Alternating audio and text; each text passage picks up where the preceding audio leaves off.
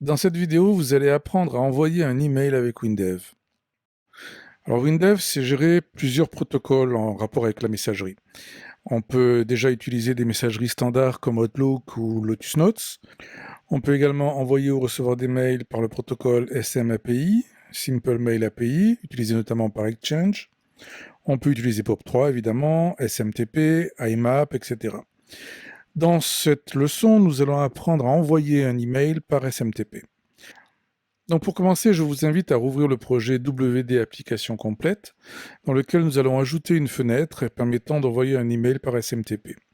Donc vous allez commencer par créer la fenêtre, vous cliquez sur le bouton Nouveau en haut à gauche, vous prenez Fenêtre, toujours Fenêtre, et on va prendre le modèle intégré qui s'appelle FenMod_model. Donc cliquez sur ce modèle, on va appeler notre fenêtre Envoi d'un email. Voilà, cliquez sur OK. Et on va commencer à y intégrer une série de champs. Donc je vais la diminuer un petit peu, la rendre plutôt verticale, comme ceci. On va commencer par y ajouter un champ qui permettra de saisir le nom du serveur SMTP par lequel on enverra notre message. Donc je clique ici en haut à gauche dans le volet création sur le champ saisi. Je le place par exemple par ici et je vais l'appeler serveur SMTP. Ensuite, ajouter un deuxième champ en dessous qui lui s'appellera port. Un troisième champ utilisateur. Et enfin un champ pour le mot de passe. Alors dans ce cas-là, on va prendre un champ prédéfini. Voilà ici dans la liste déroulante. Le mot de passe que je place ici. Voilà pour le mot de passe qui est un champ donc un petit peu particulier puisqu'on ne verra pas ce que l'on tape, comme dans la plupart des champs de mots de passe d'ailleurs. Ensuite, je vais demander à WinDev d'aligner correctement tous ces champs, donc je vais les sélectionner comme ceci. Je vais me placer sur le volet alignement et je vais utiliser par exemple ce bouton ici de justification, de façon à ce que tous les champs soient alignés verticalement. Occupons-nous maintenant de la partie basse du formulaire avec tout d'abord le champ expéditeur. Alors, le champ expéditeur sera une adresse email, donc je retourne dans le volet création, je clique sur la petite flèche du menu déroulant du champ saisie et je cherche saisie d'email qui est ici, voilà, dans les champs prédéfinis. Je place mon champ par là. On va l'appeler expéditeur. Je reformate un petit peu le champ. Ensuite, il me faut proposer l'adresse du destinataire. Alors ici, nous allons utiliser une combo, donc une liste déroulante. Je clique toujours dans le volet création sur le champ combo. Je le place juste en dessous de l'expéditeur. Un assistant s'ouvre, on va s'en servir pour remplir la combo. Alors les données que je vais afficher vont venir du fichier client, donc il s'agit bien d'un fichier de données. Le fichier client, donc. Je vais afficher tout simplement l'email et rien d'autre. Je vais trier par email, évidemment, puisque c'est la seule information affichée. Et l'information de retour, la valeur de retour, ce que la combo va me renvoyer quand je vais l'utiliser, ce sera également, bien sûr, l'email. Est-ce que la combo est liée à une rubrique? Non. Je peux en profiter ici pour autoriser la saisie avec la saisie assistée, ce qui sera plus pratique pour l'utilisateur. Je clique sur Suivant. Ma combo va s'appeler destinataire. Et je valide. Je vais y ajouter maintenant le champ sujet ou objet du message, comme vous voulez. Donc je prends à nouveau un champ de saisie normal que je place en dessous et je l'appelle sujet. Je vais aligner tous ces champs correctement, donc je retaille le premier, je sélectionne les trois, je vais sur le volet alignement et je vais prendre justifier. Voilà, il ne me manque plus que le champ qui permettra à l'utilisateur de saisir le contenu du message. Donc je retourne sur le volet création, je vais me placer toujours dans saisie et je vais prendre cette fois saisie HTML, ce qui permettra à l'utilisateur de faire de la mise en forme, etc. Ce champ, je le place ici, je le retaille pour lui donner une dimension assez importante. Je l'aligne un petit peu avec les champs qui sont au-dessus. Et je vais faire également en sorte qu'elle affiche la petite barre d'outils. Donc je fais un clic droit sur le champ, description. Ici, je demande à WinDev d'afficher la barre d'outils toujours visible. Je valide, voilà. Je vais pouvoir retailler un petit peu l'ensemble pour que la barre d'outils rentre dans la fenêtre. Voilà, elle était un petit peu plus grande que ce que j'avais prévu. Je vais également proposer la saisie d'un fichier qui sera une pièce jointe donc rattachée au mail par exemple. Donc toujours sur l'onglet création. Je clique sur la petite flèche à côté de saisie et je vais taper fichier pour trouver donc le champ permettant de saisir un fichier que je vais placer en dessous de tous les autres. Et voilà pour les champs, il nous faut maintenant insérer le code d'expédition d'email. Alors pour le code d'expédition de l'email, nous allons commencer par ajouter un bouton envoyer sur le bas de la fenêtre. Donc je vais dans le volet création, je clique sur bouton, je place mon bouton par là, voilà.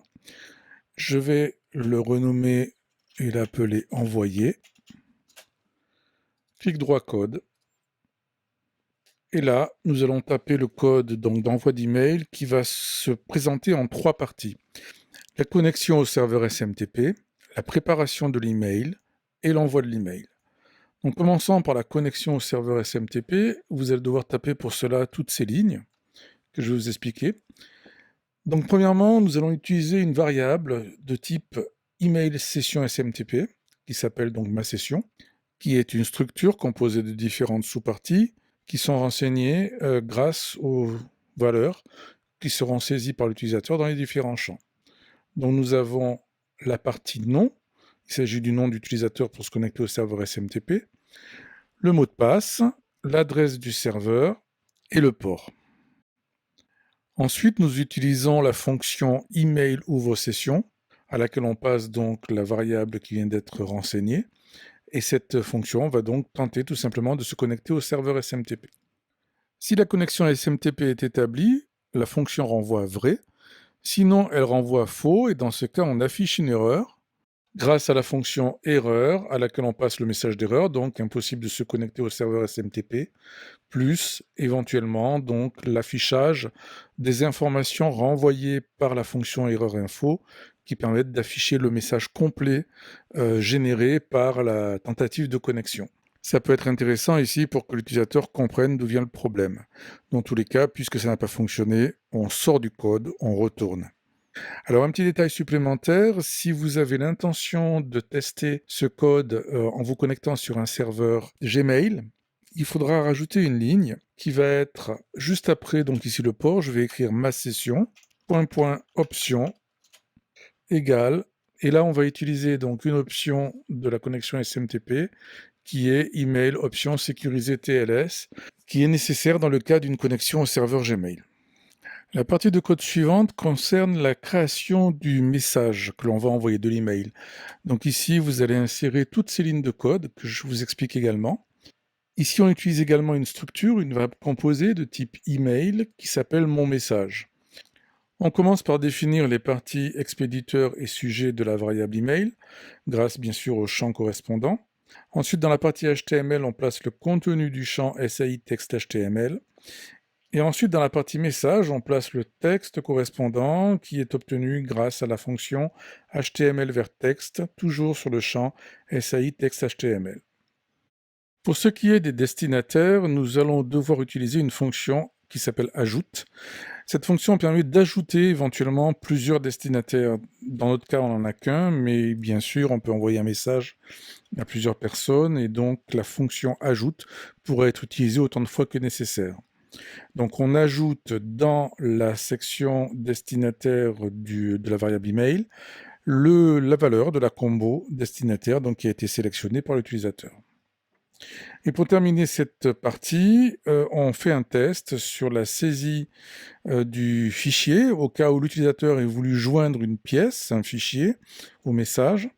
On va donc le rattacher en utilisant la fonction email charge fichier attaché sur la variable mon message en lui donnant tout simplement le chemin du fichier à rattacher.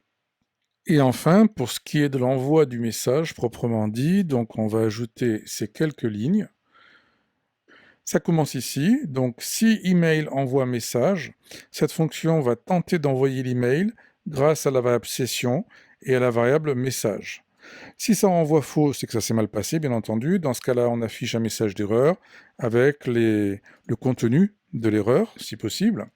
Sinon, tout s'est bien passé. Dans ce cas, on utilise un toast affiche pour afficher un petit message furtif au milieu de l'écran pour dire ben, c'est OK, le message a bien été envoyé.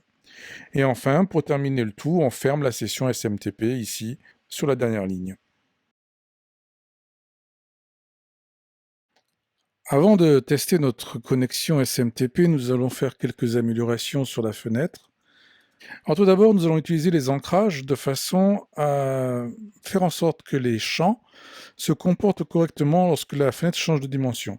Regardez ce qui se passe ici si je teste la fenêtre, je clique sur le petit bouton Go simple. Voilà, si j'agrandis la fenêtre, vous voyez que les champs ne suivent pas, sauf le champ mot de passe, mais ça c'était fait automatiquement parce que j'ai pris un champ prédéfini.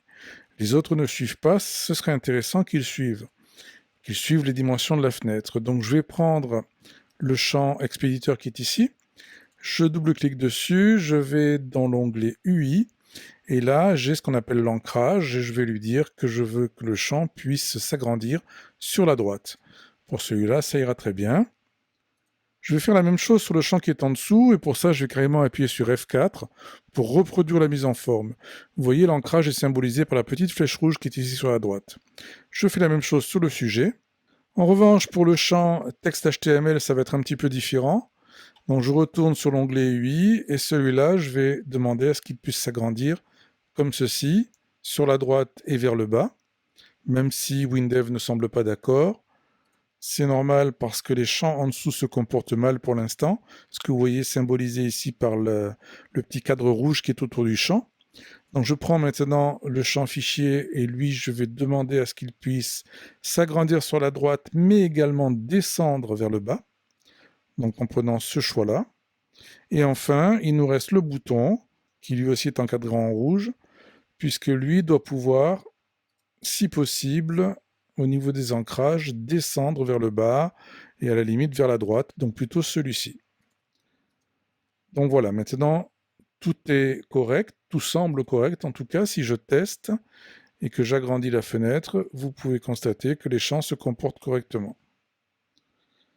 Nous allons également voir comment gérer l'ordre de tabulation, c'est ce qui permet d'indiquer quels sont les champs qui vont s'enchaîner les uns derrière les autres quand on va appuyer sur la touche tabulation. La touche tabulation est souvent utilisée par les utilisateurs pour passer d'un champ à l'autre pendant une saisie. Alors pour vérifier l'ordre actuel des tabulations, il me suffit d'appuyer sur F5, ce qui affiche un petit chiffre en face de chaque champ. Ça me permet de vérifier s'ils s'enchaînent bien dans le bon ordre. Bon, ben c'est le cas ici. Si ce n'avait pas été le cas, je pourrais toujours aller dans le volet Fenêtre, prendre ici Navigation et cliquer sur Définir automatiquement. Pour terminer la fenêtre, nous allons ajouter un bouton fermé en bas à droite. Donc je vais dans le volet Création, je clique ici sur Bouton et je vais prendre parmi les boutons prédéfinis le bouton Fermer que je place ici. Voilà. Ce bouton comporte déjà une action que je peux vérifier en double-cliquant dessus et je constate qu'il y a bien une action fermer la fenêtre. Donc ça c'est ce que je voulais, il n'y a pas de problème. Je vais maintenant faire en sorte que cette fenêtre puisse être lancée depuis notre fenêtre principale, donc CTRL-W pour récupérer l'explorateur de projet sur la droite. J'ouvre la fenêtre menu et je vais ajouter une option dans notre menu principal ici en haut. Donc je vais me placer sur l'option quitter, je fais un clic droit, j'insère un séparateur au-dessus, clic droit sur le séparateur, j'insère une option avant. Donc cette option, je vais l'appeler envoyer un email et je vais faire en sorte qu'elle ouvre la fenêtre d'envoi d'email.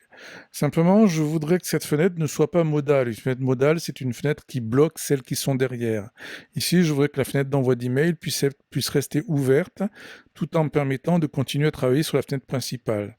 Donc, pour ouvrir la fenêtre d'envoi d'email à partir de mon option en l'ouvrant de manière non modale, je vais prendre le code du bouton et je vais utiliser la fonction ouvre fille qui permet d'indiquer à WinDev que je veux donc ouvrir cette fenêtre Fen envoi email de manière non modale, donc sans bloquer mon interface, ce qui me permettra de continuer à travailler sur la fenêtre principale. Donc nous allons tester tout ça. Je fais un Go général. Je vais dans le menu, je prends Envoyer un email. Je vais maintenant remplir les différents champs. Donc pour le test, je vais utiliser le serveur SMTP de Gmail, mais vous pouvez utiliser bien entendu un autre serveur en fonction de ce qui est à votre disposition. Dans le cas de Gmail, le port n'est pas le port standard 25, mais le port 587. Pour ce qui est de l'utilisateur, je vais évidemment utiliser mon compte de test. Je vais saisir ici le mot de passe. L'expéditeur, je vais reprendre le même compte. Le destinataire également, je m'envoie un email à moi-même. Le sujet, ça sera test email. Le texte également. Je n'ai plus qu'à cliquer sur le bouton envoyer et attendre le message de confirmation. Voilà, je viens d'avoir le toast me disant que le message avait bien été envoyé. Il me reste à vérifier dans ma messagerie si le message est bien présent. Évidemment, il y sera. Bien entendu, pour tester cette fenêtre, vous devrez adapter les différentes valeurs en fonction de votre configuration.